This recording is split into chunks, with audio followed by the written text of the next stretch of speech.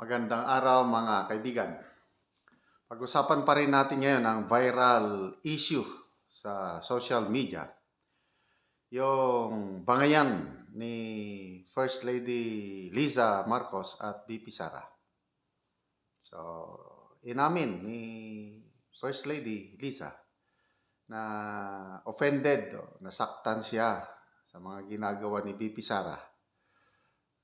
Instead na, kasi member siya ng administration Instead na suportahan niya ang presidente, nandun pa, nag-attend pa sa rally at tumatawa nung akusahan ng presidente na drug addict.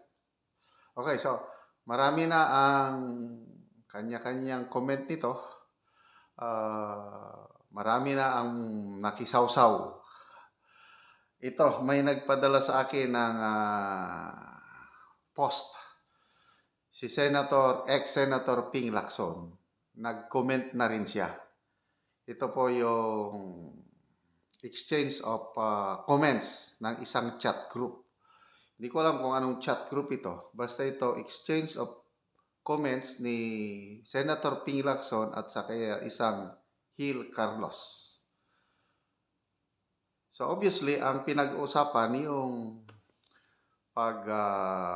bangayan ni FL Liza at saka ni VP Sara, yung akusasyon na bangag ang presidente. So ito ang comment ni ex-Senator Lacson. Comment ito, April 19, 2024, 9:49 AM. May time pa. Okay, sabi ni Senator Lacson, basahin ko If all wives are as firstly loyal to their husbands as FL Lam, si Liza Araneta Marcos, as FL Lam is to PBBM, all married men can focus on their jobs or just relax with folded arms, cross legs up without having to stress themselves with haters and their sympathizers. Okay, nag-react si Gil Carlos. Sabi niya, konti na lang housing SAR ka na sa Bongbong administration. Tapos, sagot ni Ping Lacson, damn you. Palagi ko magkaibigan ito Gil Carlos and Ping Lacson. Okay, so, ito, na-share na sa different chat groups. May nakita akong chat groups ng mga Maharlika supporters. Sabi ng isa na parang sip-sip si Senator Lacson, sumisip-sip sa PBBM admin. Yung isa naman, hindi, sarcasm yan. Pang-aasar yan ni Ping Lacson. Sana. So, itong comment ni Ping Lacson, malalim ito, double meaning. Parang ganon din yung similar sa pasaring ni Manang Aimee, Super Ate Aimee. Yung video niya na fresh ka pa ba? Yung bigla siyang gumanon yung kanyang buhok tapos paposing, pinakitang kanyang smile, ang inyang presko pa siyang mukha na pasaring na yung kanyang hipag, presko ka pa ba? Kasi lumalabas doon sa video, interview niya kay Katunying, parang kulang sa freshness. So, cute pa tayo, sabi niya. Binabanggit niya na lahat na buzzers pumapangit daw everyday, but siya cute pa rin.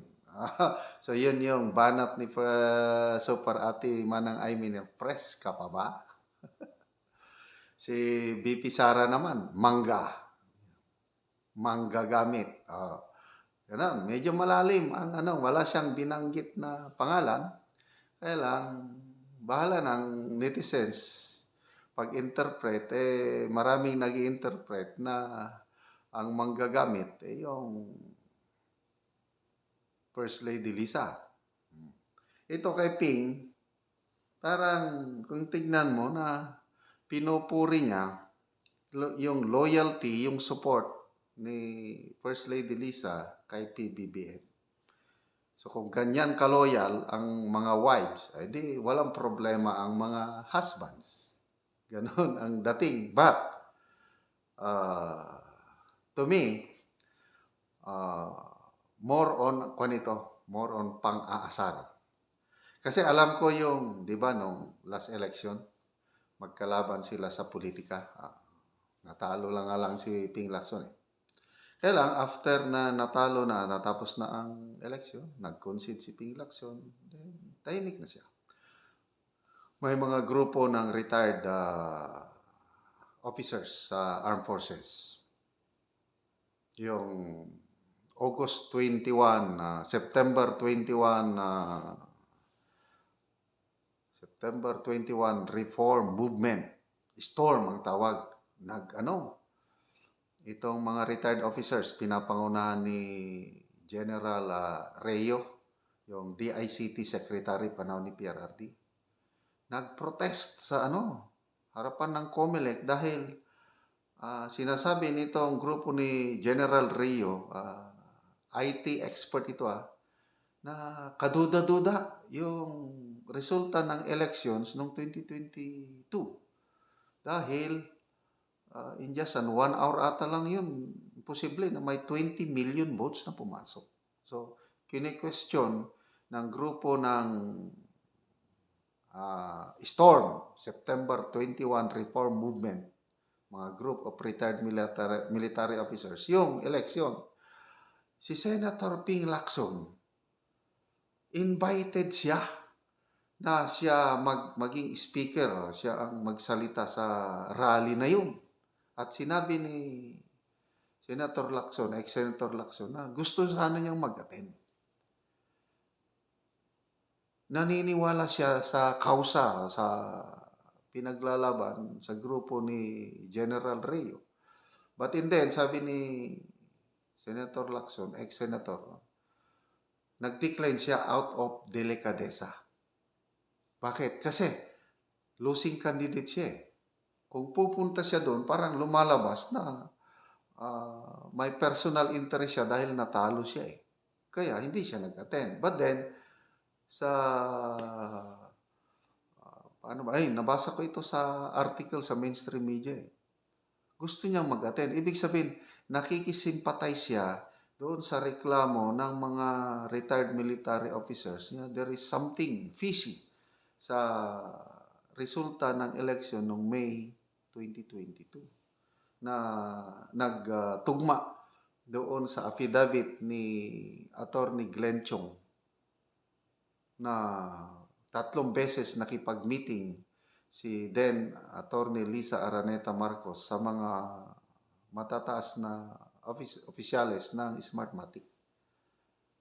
So, ito si Senator Ping Lacson, respetado ko ito. Isa siya sa mga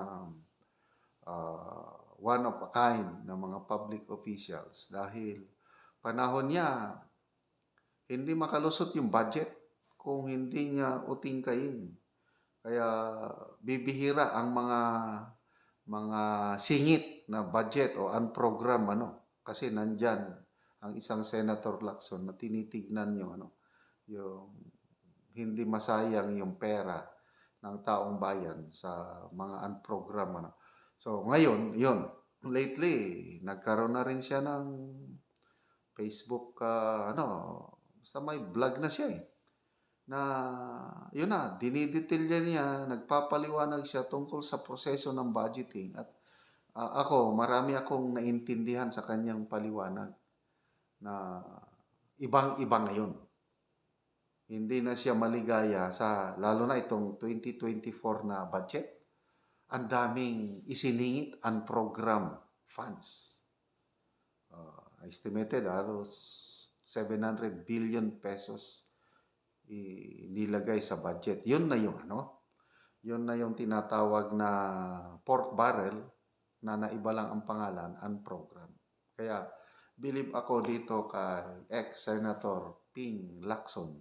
Sana babalik pa ito sa Senado. Sa mga surveys, pumapasok siya sa mga top 12 eh. Ako, kung magkandidato pa itong si Senator Ping Lacson, bubotohan ko ito. We need men like Senator Lacson. So, wala na. Talagang hindi matapos-tapos ang init nitong issue ng bangayan ni bad shot versus nice shot. Sino ang bad shot? Sino ang nice shot? Siguro, sa mata ni F.L. Lisa, bad shot si BP Sara, but in the eyes of the Filipino people, tingin ko, ang good shot si BP Sara dahil palagi siyang nangunguna sa mga ratings, satisfaction and trust ratings, at saka yung kanyang ahensya na hinahawakan, DepEd. Yan ang perennial, palaging most trusted and nagkakaroon ng highest satisfaction rating. Kaya siya ang good shot. Ang bad shot, bahala na kayo.